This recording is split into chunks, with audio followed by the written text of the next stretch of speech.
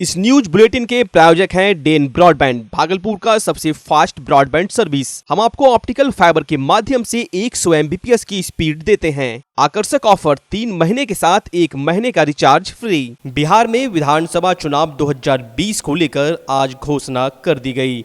मुख्य चुनाव आयोग ने एक प्रेस वार्ता के माध्यम से यह जानकारी दी। इसी के साथ बिहार में आदर्श आचार संहिता लागू हो गई।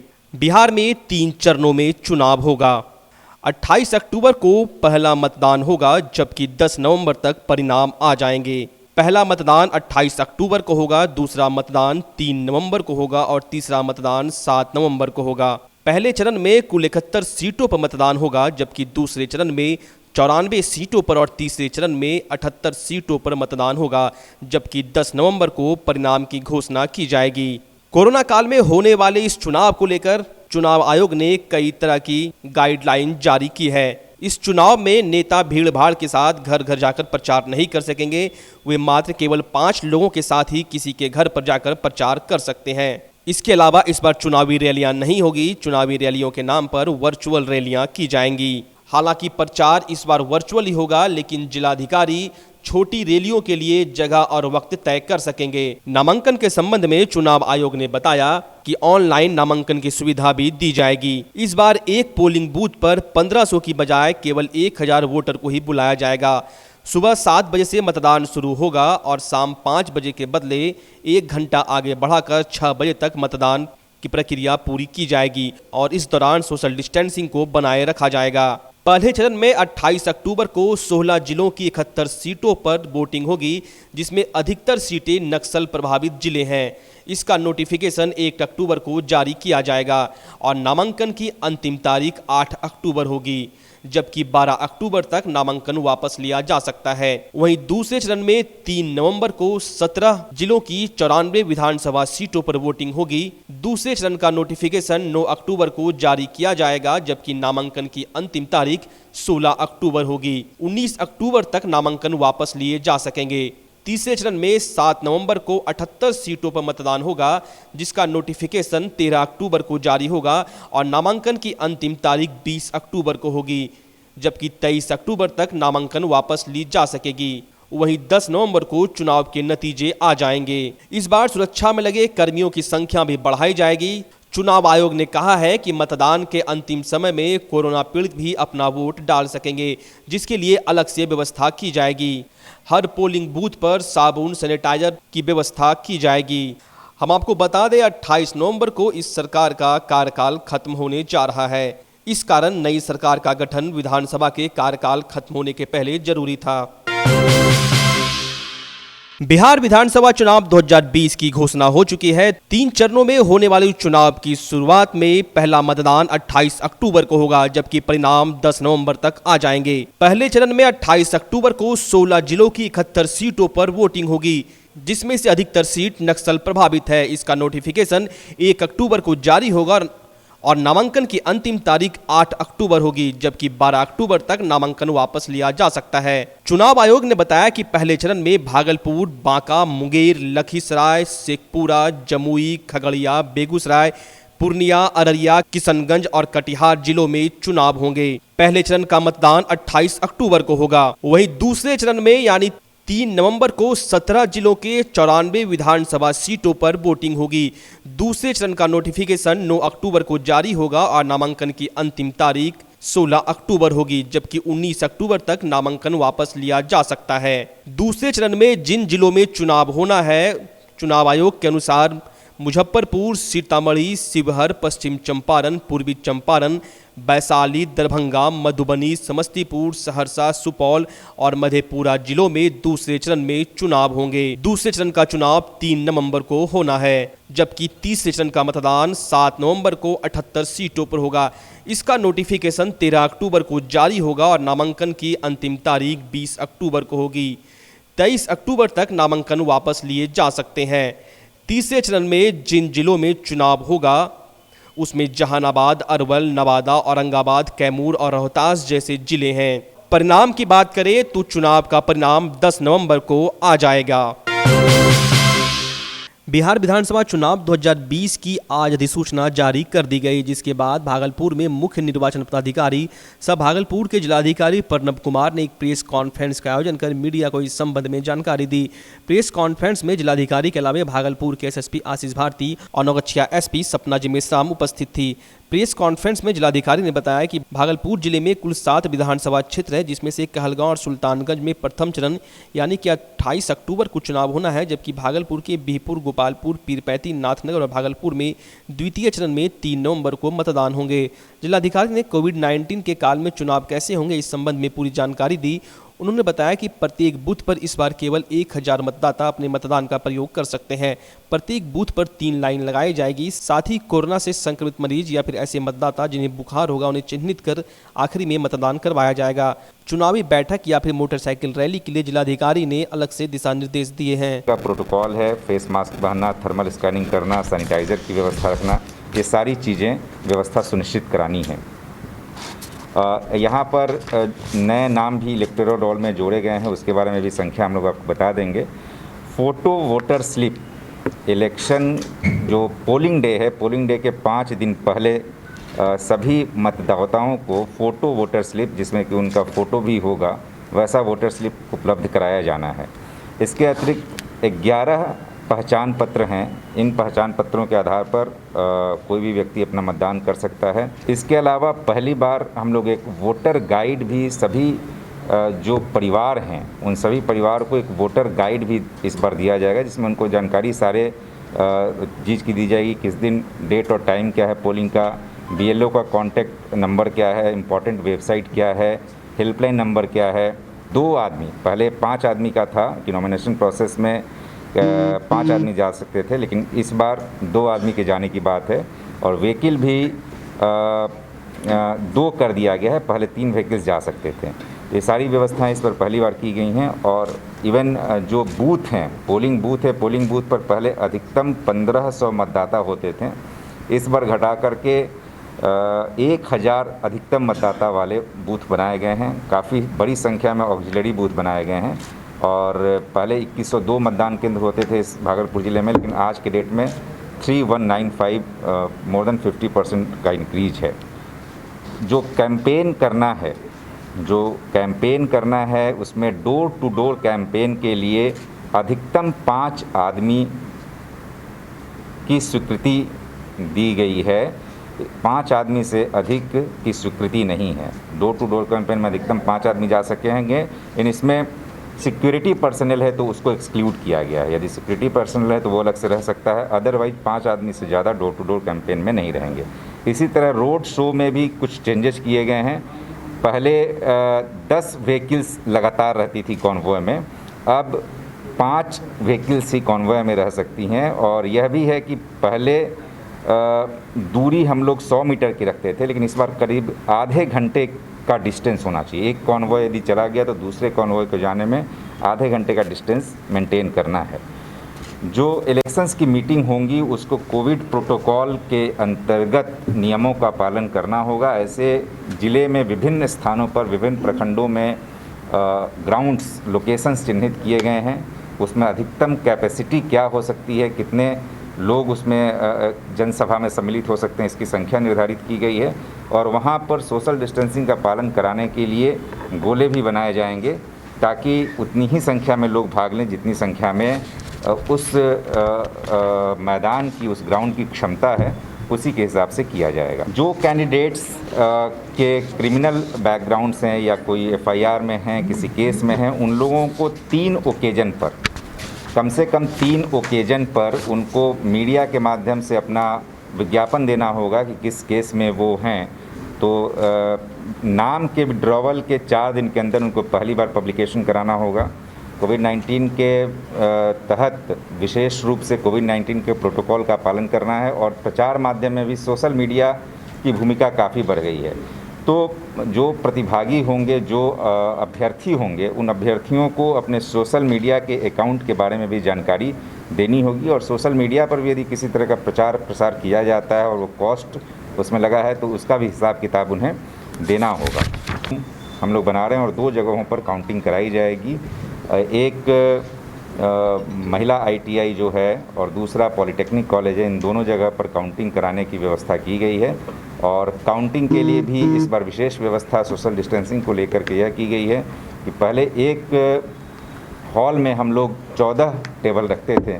इस बार सोशल डिस्टेंसिंग का पालन करने के लिए, लोगों की भीड़ कम हो इसके लिए 2 हॉल में हम लोग करा रहे हैं। 7-7 टेबल रखा जा रहा है और 2 हॉल में कराया जा रहा है।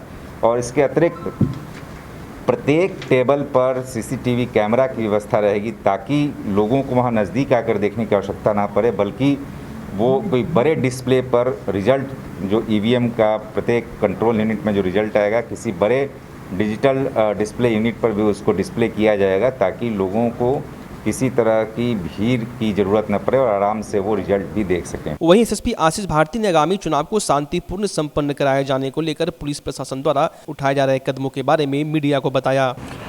यहाँ पे अभी तक कुल मिलाकर के 113 लोगों के विरुद्ध CCA का प्रस्ताव भेजा गया है। हम लोग को एरिया डोमिनेशन के लिए चुनाव से पूर्व ही CPMF उपलब्ध होगा और उस CPMF के माध्यम से एरिया डोमिनेशन और चेक पॉइंट्स पे उसकी प्रतिनियुक्ति की जाएगी और साथ ही साथ जो अपराधी है उसकी सूची भी उनको दी जाएगी ताकि उनकी गिरफ्तारी के लिए CPMF कार्रवाई कर सके। इसके अतिरिक्त करीब 50 से ज़्यादा जगहों पे चेक पॉइंट चिन्हित किया गया है, जहाँ पे जो अंतर्राज्यीय चेक पोस्ट भी हैं और अंतर जिला चेक पोस्ट भी हैं और वहाँ पे लगातार चेकिंग कराई जाएगी। SST यहाँ पे भागलपुर में करीब 17 SST है, स्टैटिक सर्विलांस टीम, और 15 फ्लाइंग स्क्वाड टीम है जो कि भ्रमणशील रह करके अलग अलग जगहों पे भ्रमणशील रहेगी और चेकिंग करेगी। अभी इस चुनाव को सफल बनाने के लिए करीब 168 सेक्टर पदाधिकारी नियुक्त किए गए हैं, जिनके साथ पुलिस पदाधिकारी और बल भी नियुक्त हैं और उनके द्वारा अपने क्षेत्र में बूथ, भवन और क्रिटिकल और वल्नरेबल बूथों का सत्यापन किया जा रहा है और चुनाव के दिन भी ये भ्रमणशील रह करके वहाँ पे शांतिपूर्वक चुनाव संपन्न कराएंगे।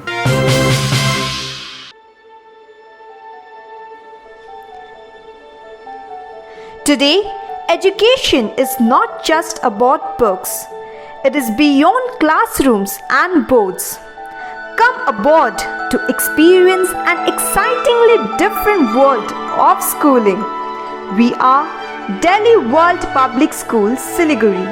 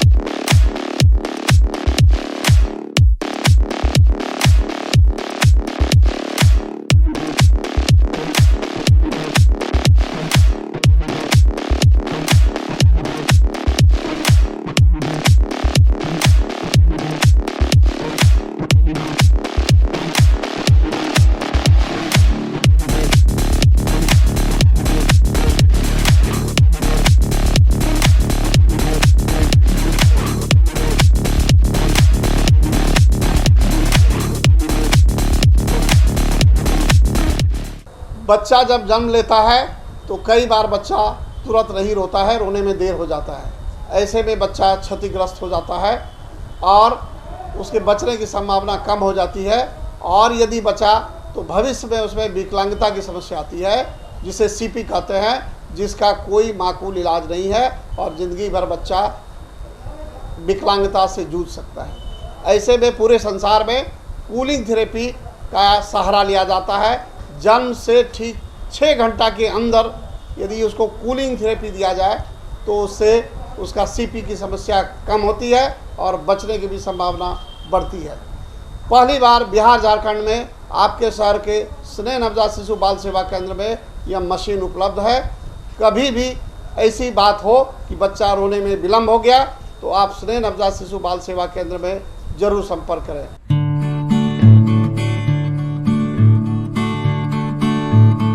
बिहार विधानसभा चुनाव की घोषणा होने के साथ ही भागलपुर में पुलिस प्रशासन ने अपनी मुस्तैदी बढ़ा दी है। भागलपुर के स्टेशन चौक पर संध्या के समय भागलपुर एसएसपी आशीष भारती के नेतृत्व में पुलिस बल के जवानों ने आने जाने वाले वाहनों की सघन चेकिंग की। इस दौरान एसएसपी स्वयं माइक लेकर माइकिंग करते रहे। चेकिंग के दौरान सिटी एसपी सुशांत कुमार सरोज और सिटी एएसपी भी मौजूद थे। भागलपुर के सुल्तानगंज में लगातार मूसलाधार पानी पड़ने से खानपुर पंचायत के इंग्लिश रतनपुर के पास बड़ुआ नदी का तटबंध टूट गया, जिससे कई घरों में पानी प्रवेश कर गया। साथ ही हजारों एकड़ में लगे खेतों के फसल भी पानी में डूब गए। वहीं इस मामले में स्थानीय प्रशासन को सूचना मिलने पर स्थल निरीक्षण करने सीओ शंभू शरण राय दल बल के साथ पहुंचे और स्थल का निरीक्षण किया। इस दौरान सीओ शंभू शरण राय ने बताया कि अधिक बारिश होने पर बड़ुआ नदी में तेज बहाव होने पर 50 फीट बांध टूट गया है, जिससे कई लोगों के खेतों में पानी जाने से फसल डूब गया है। साथ ही कई लोगों के घरों में भी पानी चला गया है। साथ ही जिला परिषद सदस्य बलराम मांझी ने बताया कि बड़ुआ नदी का बांध टूटने से इंग्लिश, खानपुर, कुमारपुर, रसीदपुर के किसानों का फसल पानी में बह जाने से किसानों का काफी नुकसान हो गया है। जो किसान खेती से अपना जीवन यापन करते थे, उन किसानों के समक्ष भूखमरी आ जाएगी। ऐसे में बिहार सरकार से मांग की कि ऐसे किसानों को क्षतिपूर्ति दी जाए। आप लोग को क्या प्रभावित हुआ है? प्रभावित हुआ है, धान फूटा हुआ खत्म हो गया। धान जो फूटा हुआ था हम लोगों को सब दह गया। कितना एकड़ आप लोग को क्षति हुआ है? एकड़ तो ये देख लीजिए, अनुभव लगाइए ना कितना एकड़ यहाँ से दौलतपुर तक है। पानी आया, कितना पानी है, क्या क्षति हुआ पानी बड़वा में आया था। हाँ। और बड़वा में काफी पानी आया, उससे बड़वा में संभाल नहीं पाया तो खर्रा हो गया। और उसी खर्रा क्या मतलब तटबंध मतलब बांध टूटा। अच्छा, कितना टूटा? बांध लगभग उसे देखे तो नहीं है, 100-150 फीट लगभग टूटा है। टूटने से क्या क्षति क्या हुआ? क्षति धान हम लोग का डूब गया। अच्छा, घर द्वार में पानी घुस गया, माल जाल का क्षति माल हुआ। कटाव स्थल पे 50 से 60 फीट में पानी का बहाव हो रहा है। बांध कटने के कारण एग्रीकल्चर क्षेत्र प्रभावित हुआ है और जनमानस भी प्रभावित होने के कगार पे है। फ्लड फाइटिंग के द्वारा निरोधात्मक कार्य किया जा रहा है। हम लोग यहाँ हैं, साइड पे हैं। कितना मतलब क्षतिग्रस्त हुआ सर? लगभग 60 फीट। क्या आपको पता है कि साधारण सा सर दर्द या फिर कमर दर्द किसी बड़ी बीमारी का संकेत हो सकता है और अगर समय पर इसकी पहचान ना हो तो यह जानलेवा भी साबित हो सकती है। देश के वरिष्ठ न्यूरोसर्जन डॉक्टर पीके झा इसकी जांच को लेकर भागलपुर में एक कैंप का आयोजन करने जा रहे हैं। कैंप के बारे में बताते हुए डॉक्टर पीके झा ने बताया कि यह एक फ्री मेडिकल कैंप होगा, जिसमें सर दर्द या फिर कमर दर्द की शिकायत या फिर न्यूरो संबंधित अगर किसी को शिकायत है तो उसकी मुफ्त में जांच की जाएगी और साथ ही उसे सलाह भी दी जाएगी। डॉक्टर पीके झा ने कहा कि हल्का सर दर्द या कमर दर्द भी बड़ी बीमारी का संकेत हो सकता है, इसलिए समय पर इसकी जांच करवाना काफ़ी आवश्यक है। अगर समय रहते बीमारी का पता चल जाए तो काफ़ी आसानी से इसका इलाज किया जा सकता है। वहीं अगर न्यूरो से संबंधित बीमारी की जानकारी होने में देर हो जाए तो मामला जानलेवा साबित हो सकता है। तो अगर आप भी इस कैंप में भाग लेना चाहते हैं तो डॉक्टर पीके झा के मार्गदर्शन में किए जा रहे इस मेडिकल कैंप में भाग ले सकते हैं। यह मेडिकल कैंप रविवार 27 सितंबर को आयोजित किया जाएगा। इस कैंप में भाग लेने के लिए आप मोबाइल नंबर पर संपर्क कर सकते हैं या फिर SMS के माध्यम से रजिस्ट्रेशन करवा सकते हैं। ऐसा नहीं है कि सिर दर्द या कमर दर्द आपको ज़्यादा तेज है तो कोई खतरनाक बीमारी है, और ऐसा भी नहीं है कि बहुत कम दर्द है तो कोई खतरनाक बीमारी नहीं है। दोनों ही इम्पोर्टेंट है। थोड़ा सा दर्द हो सकता है बहुत खतरनाक बीमारी हो, और बहुत दर्द हो और आपको लगेगा कि कुछ बीमारी से खास है भी नहीं। तो यह जो severity is not proportional to the severity of disease, मतलब दर्द की जो तेज है वो बीमारी की जो जो ज़्यादा जितनी सीरियस है उससे रिलेशन उतना नहीं होता। इसलिए हर पेशेंट को सही से देखना और उसमें डिसीजन लेना इम्पॉर्टेंट होता है। और यह इस कैंप में कोई भी लोग व्यक्ति आ सकता है, कोई भी जिसको सिर दर्द या कमर दर्द हो या रहा हो या गर्दन में दर्द हो, मतलब पूरे स्पाइन में कहीं भी पेन हो, चलने फिरने में तकलीफ़ हो उसके कारण से, हाथ पैर सुन्न हो जाते हो या याददाश्त की समस्या हो, तो सिर दर्द और कमर दर्द से जुड़े अन्य भी जो तकलीफ़ें होती हैं उसके लिए भी वो हमारे यहाँ आ सकते हैं। और हमारी स्टाफ जो है उसका डिटेल में जो पहले कंप्यूटराइज्ड हेल्थ रिकॉर्ड हम चेक बनाते हैं, पूरे डिटेल इवैल्यूएशन करते हैं, उनकी सब स्वास्थ्य के हर पहलू की जांच होती है। और उसके बाद सारे पेशेंट्स को जब रिपोर्ट्स बन जाएगी, उसकी रिपोर्ट्स जैसे जांचें हो जाएंगी, तो फाइनली फिर मैं देखूंगा और उन्हें बताऊंगा कि आखिर उन्हें अब करना क्या चाहिए, ताकि उन्हें आगे कोई तकलीफ़ ज़्यादा ना बढ़े और उनकी बीमारी जल्दी से पकड़ में आए और उसका सही इलाज संभव हो। भागलपुर में भी किसान सुधार बिल 2020 पारित होने के बाद विपक्षी पार्टियों का विरोध प्रदर्शन जारी रहा। राजद, भाकपा माले और जन अधिकार पार्टी के कार्यकर्ताओं ने बारिश के बावजूद भी किसान सुधार बिल के विरोध में मार्च निकालकर केंद्र सरकार के खिलाफ नारेबाजी की। इस दौरान कार्यकर्ताओं ने पूरे शहर में विरोध मार्च निकालते हुए सरकार से इस बिल को तुरंत वापस लेने की मांग की। किसान सुधार बिल के विरोध में कार्यकर्ताओं का कहना था कि सरकार इस बिल को लेकर मंडी को खत्म करना चाहती है और प्राइवेट सेक्टर के हाथों में सौंपना चाहती है, जिससे आने वाले समय में किसान प्राइवेट सेक्टर के गुलाम हो जाएंगे और किसानों को समर्थन मूल्य नहीं मिल पाएगा। किसान विरोधी बिल के खिलाफ में राजद आज एक दिवसीय जो है हम लोग प्रदर्शन कर रहे हैं, शांतिपूर्ण ढंग से आज प्रदर्शन कर रहे हैं किसानों के विभिन्न मांगों को लेकर। केंद्र सरकार वर्तमान में किसान विरोधी बिल 3 बिल को लाई है, जो 2 बिल राज्यसभा में पास हो चुका है। ये किसान विरोधी बिल जो केंद्र सरकार लाई है और बिहार सरकार, ये राज्य सरकार, दोनों डबल इंजन की सरकार मिलजुल करके उसका एकमात्र लक्ष्य यही है कि नरेंद्र मोदी जी की सरकार, केंद्र की सरकार, जितने भी सरकारी संस्थान हैं उनको उन्होंने बेच दिया। तेजस्वी यादव जी के नेतृत्व में हम सब पूरा राजद परिवार पूरा चक्का जाम है भागलपुर में, और जब तक ये दोनों डबल इंजन की सरकार पूरा बिहार में अफसरशाह हो भी है, भ्रष्टाचार का बोलबाला है। विरोध प्रदर्शन में कांग्रेस पार्टी के लोग भी शामिल दिखे। हजारों की संख्या में मोटरसाइकिल सवार आरजेडी समर्थक और पैदल मार्च कर रहे किसान मोर्चा के सदस्यों की मांग थी कि सदन के पास मौजूद किसान से जुड़ा मसौदा देश हित में नहीं है। बंद को देखते हुए पुलिस प्रशासन भी मुस्तैद दिखी। सिटी एसपी सुशांत कुमार सरोज ने जगह जगह पर पुलिस की तैनाती कर रखी थी और खुद मॉनिटरिंग करते दिखे। तो बंदी को लेके जब सामने अपने सीटू का कुछ कार्यकर्ता है और कुछ भी और कार्यकर्ता बाजार में निकले हुए हैं, सभी महत्वपूर्ण चौकियों पर बल का प्रयुक्त किया गया है। सभी थाना प्रभारी, सभी उपाधीक्षक हैं ना, खुद ऑन ड्यूटी हैं। और अभी आपने देखा कि जो कुछ कार्यकर्ता आए हुए हैं, जो उनके नेता ने उनसे अनुरोध किया कि किसी परिस्थिति में सोशल डिस्टेंसिंग का या मास्क नहीं पहनने का उल्लंघन ना करें, या उल्लंघन करते हैं तो FIR भी की जाएगी।